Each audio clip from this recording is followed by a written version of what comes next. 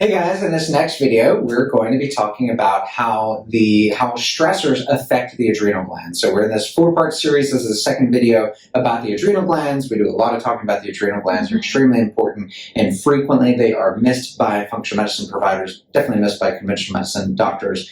It was one of the first things I got started doing when I was a budding functional medicine doctor, and it made tremendous differences in my patients. And it was one of the threads of pulling on the sweater of like, gosh, this makes a lot more difference than giving people prescriptions. So it's a key part of everyone's treatment, especially if you're an American and even people not in America living in chronic stress. So today this video, we're going to be talking about what affects those adrenal glands. And in the first video, we talked a lot about perception of stress and stress in general. So yes, stress and perception of stress is the #1 contributor to the adrenal glands. We've already kind of beat that horse in the first video, so we're just going to go straight into our second one, which is food and how food affects the adrenal glands. Now, in this video, we're going to be talking about what foods are negatively affecting the adrenal glands, and in video 4, we're going to be talking about what foods benefit the adrenal glands. Right. All right, so Aubrey, take it away. Let's see how long you can talk about food and the adrenal glands. I know, I was going to draw it out, and then I was like, I can draw a big picture. Okay. So I commonly talk to patients about how their food and diet affects their adrenals. Obviously, I'm a nutritionist, right? But I think people already come being in a chronic illness state. Like 90% of our patients have chronic adrenal stress or fatigue or whatever it may be, right? But then they should be 100%. Yeah, it's usually 100%, right? There's only like a few people who are like, I guess the children, maybe the under 12-year-olds. Yeah, or like a few people who are like, I feel good, we can do more. But even then, they're drinking it. We don't believe them, right?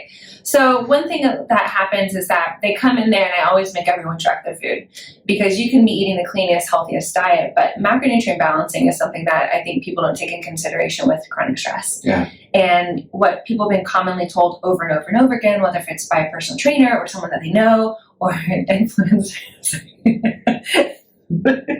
Say influencer, it makes me laugh. People who lack credibility, who don't have full awareness of actual nutrition.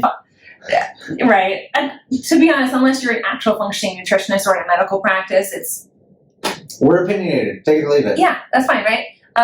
Been there though, right? We've always been that know-it-all before we actually learn something, and now we are actually know-it-alls because we learned it, right?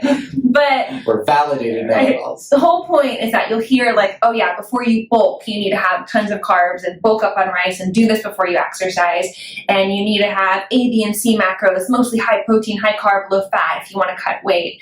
I think we've all proven that the low fat or no fat diet is a huge misconception. Just stop. I was about to curse. I was like, cancel keys, stop. It's terrible, right? So that's been proven wrong. It's all about one court case that I've studied. So it's just one angry man. So anyways, they basically come to me thinking that they're doing everything right. And then you look and their macronutrient balancing, they're sugar burners or they're carbohydrate burners, which means that the dominant aspect of their diet is sugar or carbohydrates. And even one of my sayings is, hold that thought, is that if you were not actively avoiding carbs, you're eating too much. You are. And until you track it, you don't know, right?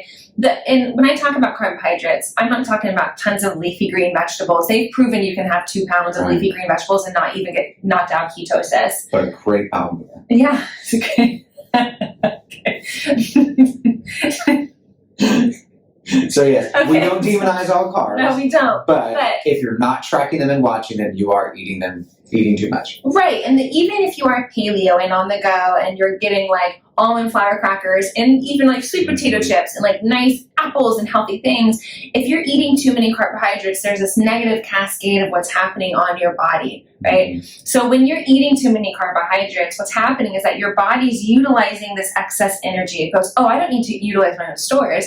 You're handing me the carbohydrates. You're handing me the immediate sugar for my energy.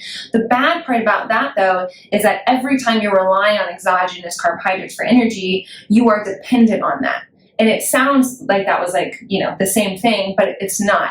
Every time you eat carbohydrates in your sugar burner, you're dependent on that energy until you can get another source, right? So that's being like where you have to eat frequently every 2 hours, or, you're constantly hungry, you're craving sugar or salt or things like that.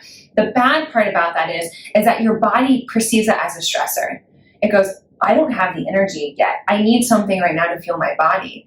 And eventually when you shift into fat burning mode, which you don't have to go keto for that, you literally can just access that through burning through sugar stores, that you have a consistent clean energy.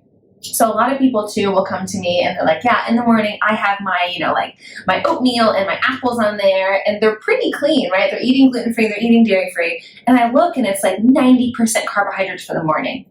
And what that does is that, okay, I'm going to pretend that I'm drawing this out. You basically, when you're having that, your coffee by itself, high carbohydrate breakfast, you're skyrocketing your insulin and your glucose and your cortisol. And so it goes really, really high, and the body panics and goes, oh my God, we need to put the sugar in the cell because I'm panicking. So that's where insulin rises, because insulin's the key to get that sugar in the cell. But what happens is what comes up must fall, right? So you have all of these kind of like hormones pumping out, trying to get the sugar into the cell, and then you crash. And when you crash, like below this kind of, you're supposed to have this nice kind of even curve when you eat. When you do this and you crash at the bottom, then your adrenals, at this point, that's when your body goes into fight or flight. And it goes, oh my God, we need to go. And it pumps out adrenaline, right? And it pumps out epinephrine, and it goes, okay, time to raise it back up because we've plummeted.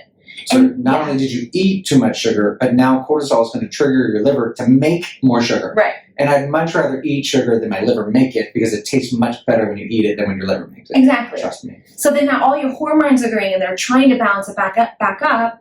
And to be honest with you, you're kind of stuck in this pattern almost all day. And that's when you get the afternoon crash and things like that. Then what happens is that when you're constantly eating, even if it's not just one high carbohydrate meal, even if you're eating consecutively high carbohydrate, which is lower fat and protein, what's going to happen is you're going to get a small form of that every day. And then when you do that too, you're also lacking fatty acids, which are essential cholesterol needed to make sex hormones, adrenal hormones, every single hormone in the body. So high carbohydrate, low fat causes a lot of stress. You don't have quality fats to make your hormones, and you're putting your body in a state of fight or flight. And anytime we talk about taking something away from people, we always reference in what are we putting back in? Right. Because you can't just deprive people and think they're going to be fine with that. There's only so much we can do. So if you're taking carbs out of a meal, breakfast, you're adding fats and proteins in. Right. And you can't be scared of fat. So we've been taught, fat's dangerous. Fat is not dangerous. Fat does not make you fat. Fat makes you skinny. Right. Carbs make you fat. Exactly. The other thing I want to comment on as far as what carbs do to the adrenal glands is it's totally a feed-forward cycle if you want to dive further into gut health, because as you eat the carbs, of course, carbs feed yeast and fungus, candida in the bowels, and then cortisol is released. And cortisol, they've proven that cortisol itself, within 2 hours of a cortisol spike or cortisol release, that yeast switches to a budding phase. And that budding phase is an aggressive phase. It's an inflammatory phase for the human body. And it's a growing phase. They're budding. They're generating more yeast.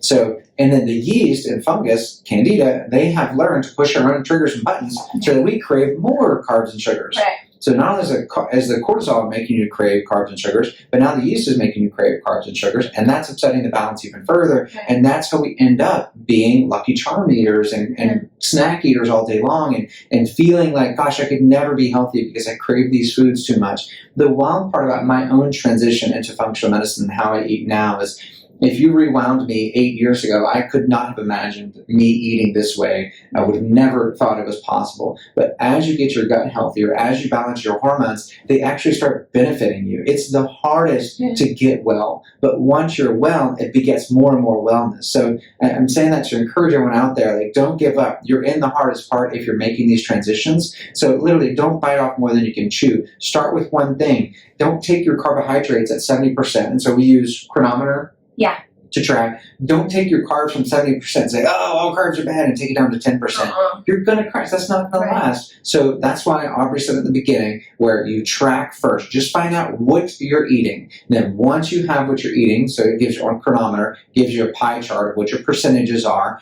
And so look at that percentage and say, wow, I'm 70% carbs. This next week, I'm going to aim for 60% carbs. Right. And then 50% carbs. But notice there's two ways to affect a percentage. One, you can cut something out, or two, you can add more of something else. And truth is, if you add fat and protein to a meal, you typically can't eat as many carbs Right. because you're full. So make sure you're not just calorie depriving yourself. You're swapping carbs for proteins and fats. Right. And that's always about pairing, right? So if you eat an apple by itself, you're going to have that immediate, high glycemic reaction to it. But if you add nut butter, it actually slows down the absorption into your bloodstream. So you're going to have an easier time doing it. So I'll tell patients too, I'm like, yeah, you're at 70%, 60% next week. Because if you go right away, you're going to crash. You're literally going to have withdrawal. And that's terrible. Like sugar withdrawal. Even if it's natural sugar, you're still going to have this immediate effect.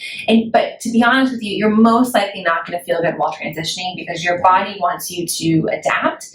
But once you've adapted, you're more clear, you have better energy, things like that. One thing I do want to say is that, especially if you have adrenal fatigue or if you're a woman, and it's just statistically proven, keto is not going to be good for you. And if you're in adrenal fatigue, and that's my personal opinion, because you do need some carbohydrates to fuel your body, right? You can't just go from all of these to none. So I just want you guys to keep that in mind too. You may not be able to actively access your fat stores, or you may need just a little extra carbohydrates to push you through adrenal fatigue or adrenal stressors. But you can still be in fat burning mode at like 25% carbohydrates, 20% carbohydrates, especially if you're eating all complex, right? If you're eating a lot of leafy greens, a lot of broccoli, asparagus, even sweet potato, like kind of sprinkling in there, you'll still shift to a fat burning mode. Agree. So we'll wrap up this video with 3 tips. Yeah. Number 1 is track your food. Right. Track your food before you make any changes. Number 2 is start lowering your carbohydrates all day to a percentage of 20 to 50? 30 max. 30, give them a range. So 20 to 30. 20, wow, that's... Percentage? Yeah. 20 to 40. Okay, 20 to 40 percentage of total calories. But the third point to that is what Aubrey just said was you don't want any meal by itself to have a messed up percentage. So if you ate fruit all day long and then only ate bacon for dinner, you would technically have like a macro balance, right? That's not what we're going for. Each meal needs to be macro balanced in order to ultimately end the day at around that 20 to 40% carbohydrates. There's much more we can talk about with what affects the adrenal glands, but that's enough for this video. Like our channel, subscribe it, follow us, and we'll see you next time. Okay.